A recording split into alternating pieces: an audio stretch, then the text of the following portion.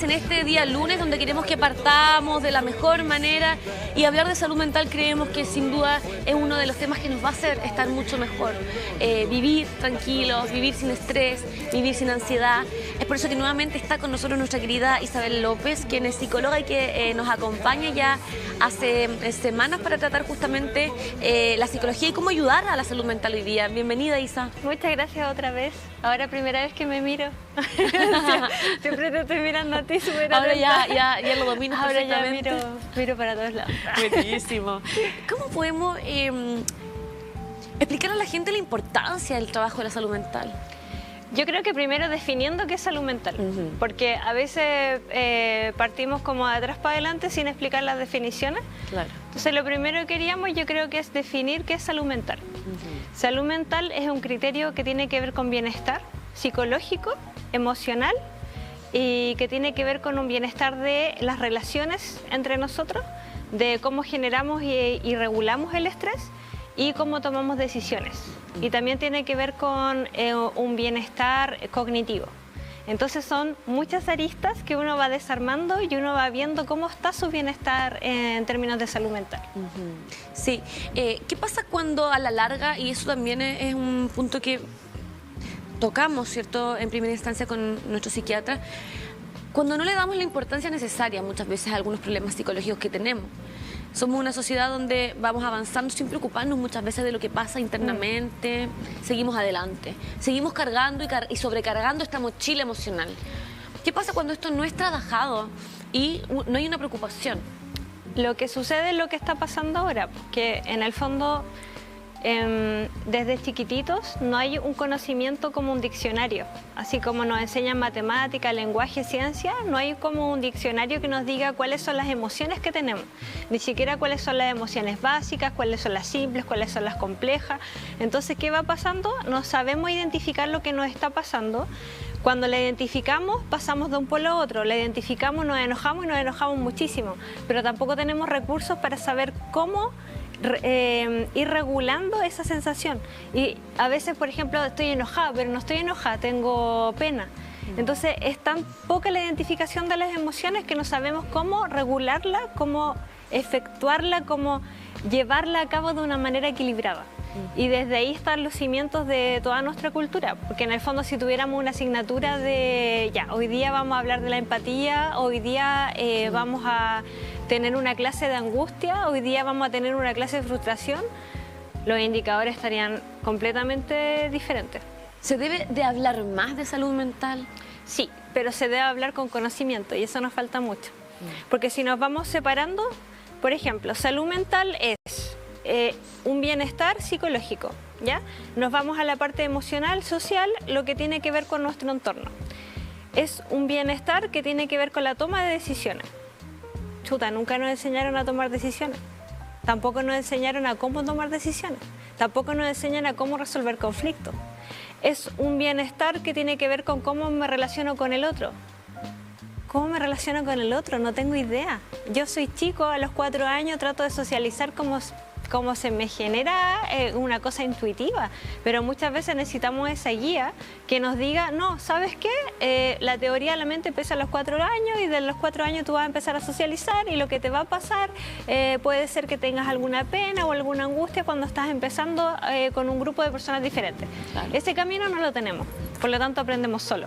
Claro, y sobre todo cuando nos dicen de repente en los mismos colegios, no, si es normal que pase esto, déjela, esto es parte del aprendizaje, pero muchas veces estamos dejando de lado justamente lo que está sintiendo nuestro hijo, nuestra hija, nuestros niños. Y lo otro es que establecemos criterios como rangos de normalidad para la masa. Para todos por igual. Para todos por igual, pero tampoco teniendo claro cuáles son esos criterios.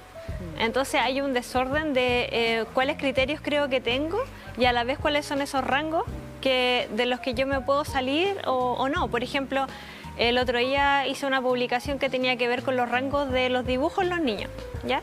De que a ciertas edades se esperan ciertas cosas, pero resulta que después de la pandemia todo eso bajó, porque la electroescritura se vio como intervenida, por así decir, por todo lo que es lo virtual.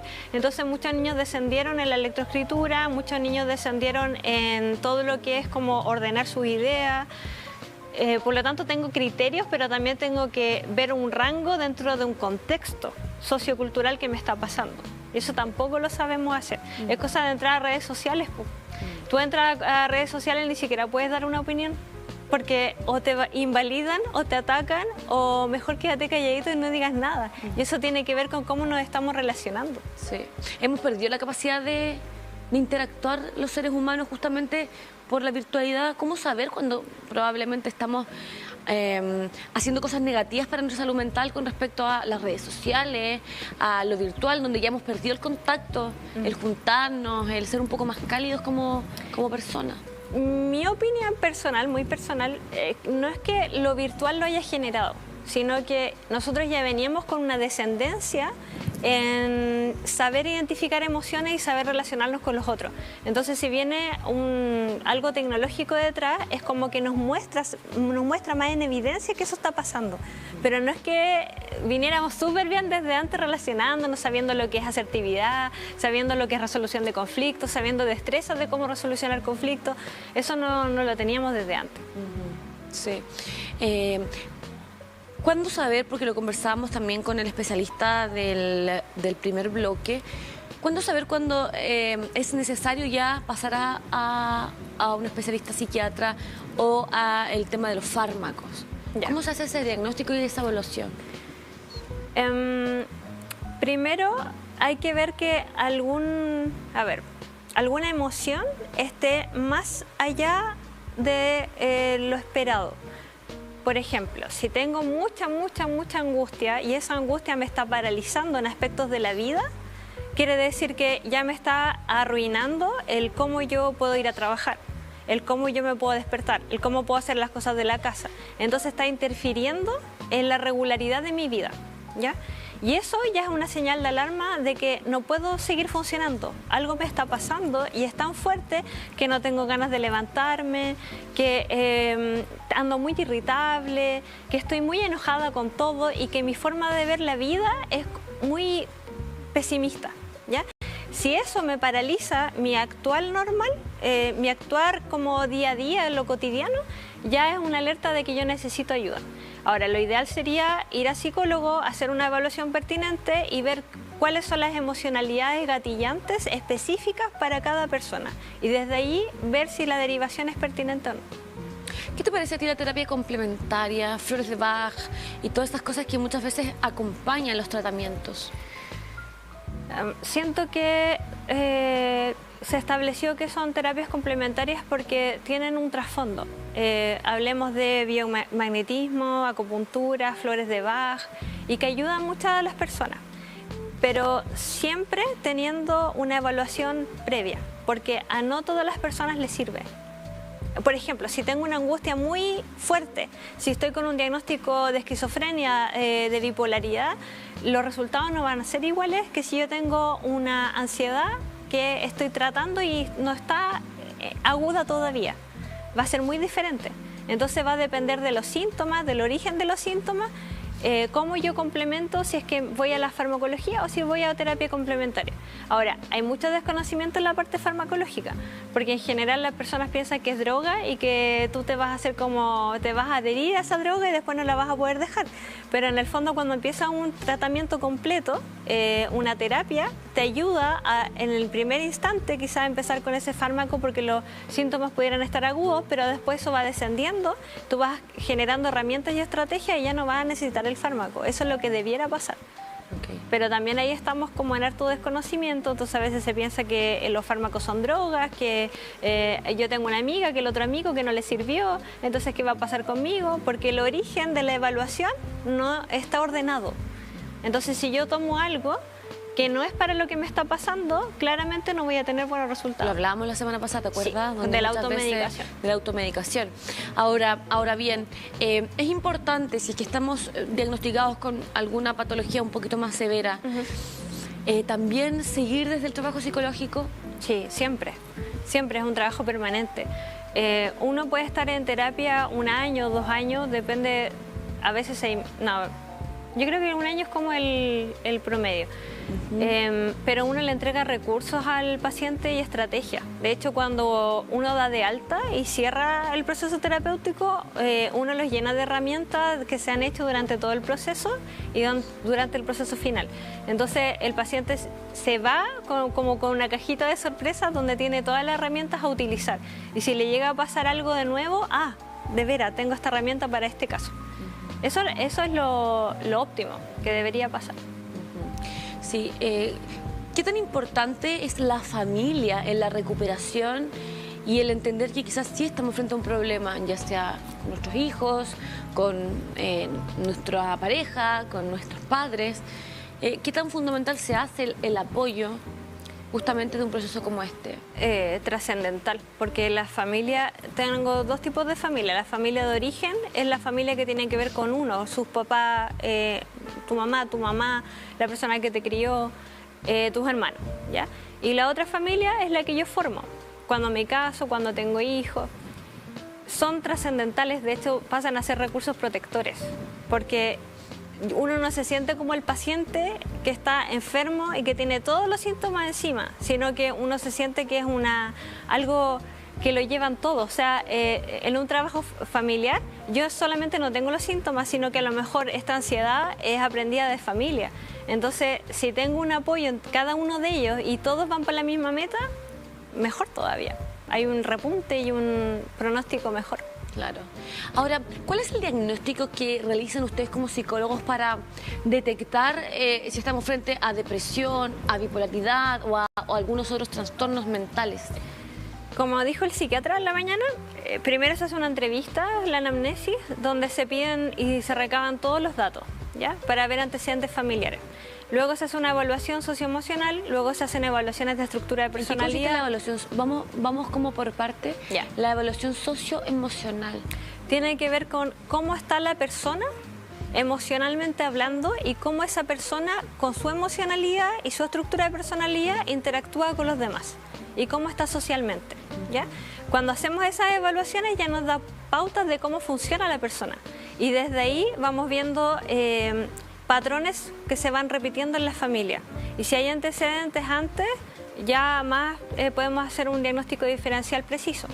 Ahora, muchas veces nos encontramos con generaciones donde no se iba al psicólogo, no se iba al psiquiatra y muchas veces no tenemos esta historia.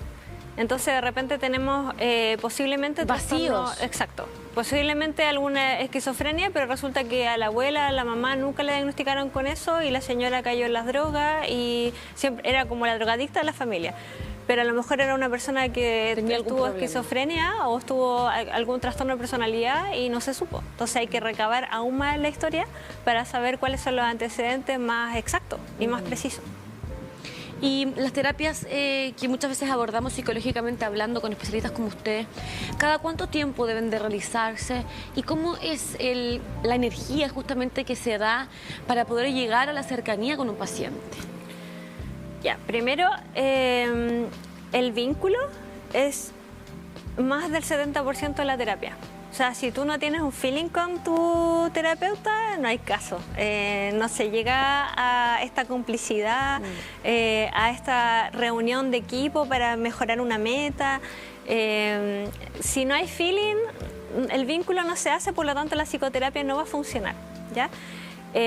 Uno como terapeuta es una persona limpia que se muestra tal como es y que muestra las herramientas que tiene. Ahora, hay pacientes que pueden decir, chutas, que sabes que hay algo que no me cayó bien de ti. Entonces, en ese sentido, mejor que vayan a otro psicólogo porque el vínculo es lo mejor para empezar un trabajo terapéutico. Si yo me siento en confianza, yo me suelto. Si no, no hay caso, no puedo hacerlo.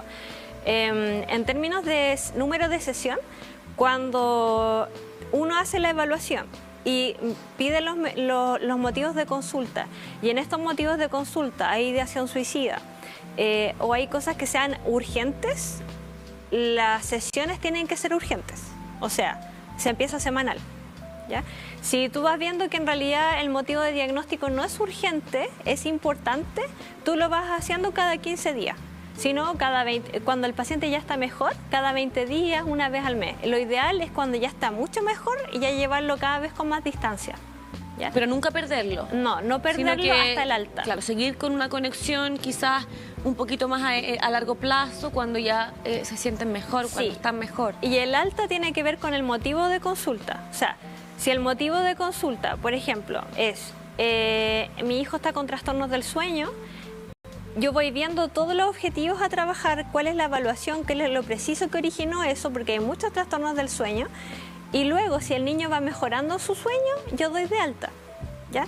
Pero si entre medio salen más motivos de consulta que la misma familia trae y que uno como evaluador pesquisa, esos motivos de consulta se toman en consenso, en decisión de la familia si es que se van a llevar a cabo.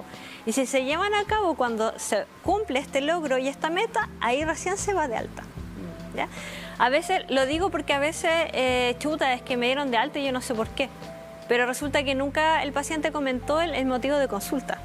Entonces, ahí hay unos... Ya estaba dominado el motivo de consulta, pero quizás los otros motivos que se derivaron en la misma conversación quedaron pendientes, Claro, ¿no? quedaron en el aire quizá y el paciente siente como chuta, me dieron de alta, pero yo no estoy listo. Entonces tiene que ser una complicidad entre el terapeuta y el paciente, donde los dos estén de acuerdo, de esto es lo que vamos a establecer, estos son los motivos de consulta, estos son los objetivos terapéuticos y esto vamos a trabajar, para que el paciente sienta sí, me estás entendiendo. Claro. Ahora, ¿qué pasa, por ejemplo, en el caso de los niños? ¿Cómo lograr una conexión con ellos al ser tan pequeños, 4 o 5 años? ¿Cómo también se genera este lazo y este vínculo para poder captar su atención, para poder hacer que ellos poquito a poquito vayan abriéndose? Es que los niños son solitos, son adorables. Claro. Son tan naturales, son tan transparentes que cuando no les gusta algo te lo dicen. Primero, hay un error que cometemos nosotros, los adultos. Cuando entran los niños a sesión, casi nunca se les pregunta por qué viniste. ¿O qué te trajo acá? No, ellos van nomás, porque los llevan los papás. Claro. Entonces muchas veces tú empiezas a hacer como una revisión de qué es lo que él anda trayendo y te dicen, no, yo vine a jugar nomás, yo vine a pasarlo bien. ¿Usted es doctora? ¿Usted? No tengo idea, ¿qué parece que es profe? Anda súper perdido. Entonces hay como también algunos que salen un poco del rango, pero que te dicen, no, yo vengo al psicólogo porque en realidad estoy un poco enojado y de repente ese enojo me hace súper mal y lo estoy pasando mal en clase. Pero es muy rara vez. Se da, es rara vez, pero lo bueno es explicarle al niño por qué está ahí, situarlo.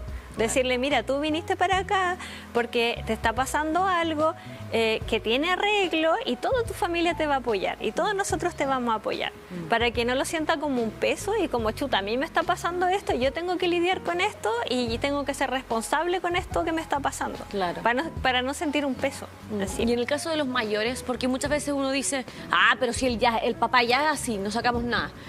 ¿Cómo se hace para que ellos también abran una compuerta de decir, sí, yo a pesar de los 50, 60, 70, 80 años que tengo, igual puedo cambiar las cosas que son negativas? Ahí lo que más sirve son los resguardos de uno, dar una buena explicación y de llevar un buen argumento.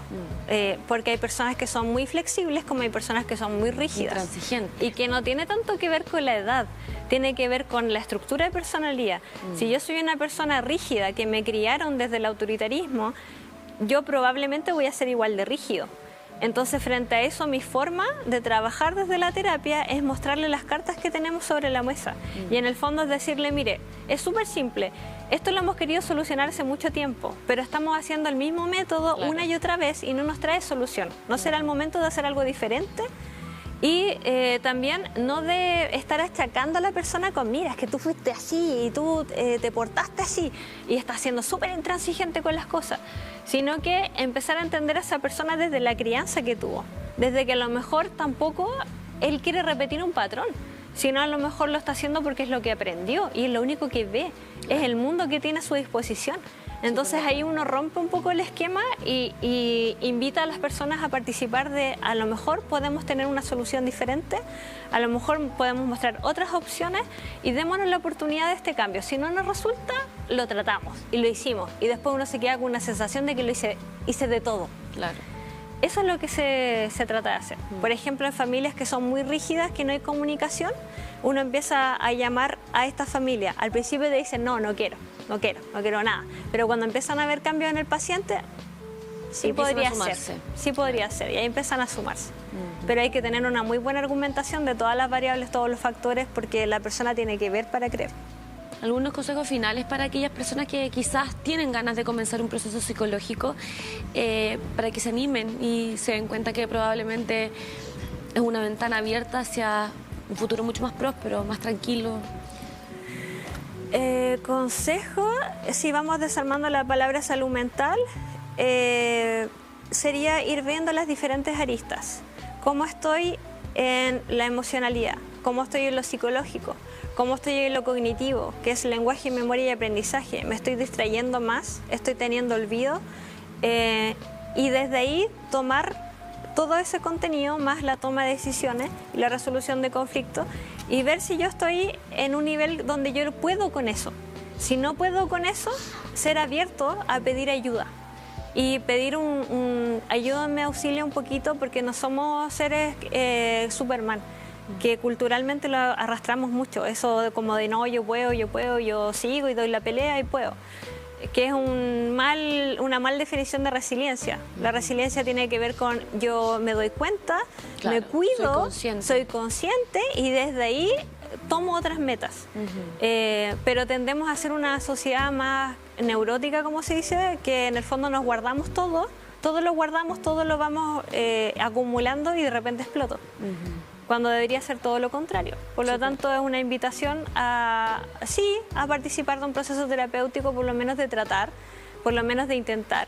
Y si no les gusta, buscar otra opción, pero por lo menos de tener una hora o un minutito de autocuidado. De que sea su espacio. No hay mejor consejo que el que nos estás dando hoy día, a ser conscientes de lo que está pasando, ¿verdad? A no querer actuar así como tú dices, neuróticamente y seguir adelante cuando realmente algo nos está haciendo clic, algo está pasando. O a veces el cuerpo nos habla. Empiezan los dolores de guata, empieza el colon irritable, empiezan los dolores de espalda. Entonces, muchas veces si no nos damos cuenta, el cuerpo te está expresando, hey, para un poquito, cuídate y ten un momento para ti, que no nos damos, porque en general lo damos para otras personas, para hacer las cosas de la casa, para ayudar para otros, pero claro, no para uno mismo. Exactamente. Estamos entonces con este día especial donde queremos ayudarlos en la salud mental, así que agradecidos de poder tenerte una vez más aquí. Vamos a estar esperándote para seguir tratando otros temas que nos parecen igualmente interesantes como el de hoy, de manera genérica, hablar de salud mental.